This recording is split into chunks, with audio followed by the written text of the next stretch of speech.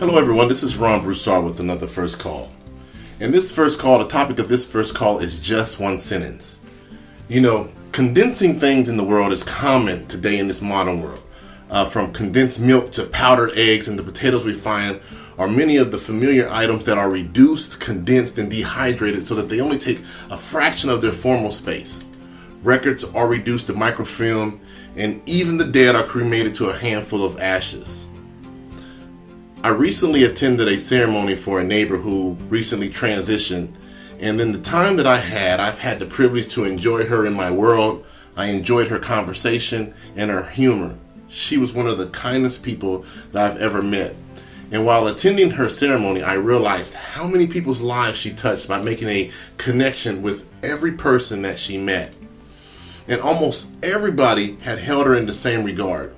She was my mom, my adopted mom, my friend. I cried throughout the whole ceremony and I fought back tears on my way home, and I wondered, what would someone say about my life when I transition one day? And there was one sentence that I took away from the ceremony, and that was that she didn't talk about her religion preferences, but rather she chose to live religion through her actions. And from that statement and her actions, I condensed it down to one sentence, down to love. And it occurred to me that if our life is also going to be condensed down to just one sentence, what would that sentence be? Now just think of all the things that we've done, all of our hopes, all of our plans, all of our activities, all the things we've learned and the places we have gone, the people we knew, the goods we acquired, the money we earned and spent, jobs we've held, homes we've owned, cars we've driven, children we've raised, degrees we've received, awards we've won, meals we've cooked, a whole life of activity condensed down to just one sentence. Just think about that for a moment and just contemplate that sentence. If it were to be written today, what would that one short sentence say about your life? I know I would like to be said about my life if I wrote it down into one sentence or in just a few words, but hey, we're not the ones that will say or write it. It will be your family, your friends, or significant others to say those beautiful things. So what would they say about you? More importantly, what will they remember based off of your actions and the relationships you kept with others? You know, when milk is condensed, the non-essentials are removed and only the solid nutrients are left. When gold is refined in the fire, a dross is burnt up and the gold just remains. When wheat is winnowed, it's the shaft that blows away in the wind. When our life transcends, all the extraneous non-essentials will be gone. What will be left? Only the emotions, the memories, and the relationships we kept will remain. So let's take life at 66 years. 22 years of sleeping, we can take that off.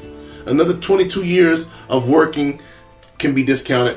We spend off another 6 years of eating, another good 4 or 5 years commuting back and forth to work, and perhaps 3 years of surfing on the internet. If you went to school 12 years, and if you've done anything, you've wasted energy on petty things and things that are trivial and light as air, and only God knows what you've done. So now let's take a week instead of a lifetime and condense it down with just one sentence. We spend 168 hours a week. No one spends any less. We all get the same. But how do we spend them? What will we be able to say about how we maintain those relationships in business and life with true intentions or not with true intentions? Or were we thinking about self last week?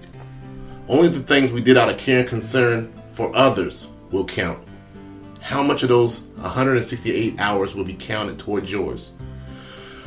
We all have a brand new 168 hours that we spend above ground, and each year we have 8,000, over 9,000 hours that we can bring value to relationships that we create and maintain.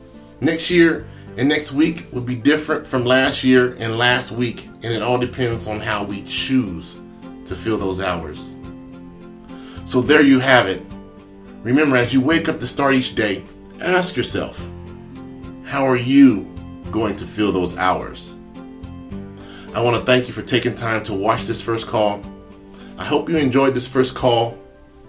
Live through your actions in your relationships, and I look forward to connecting with you soon.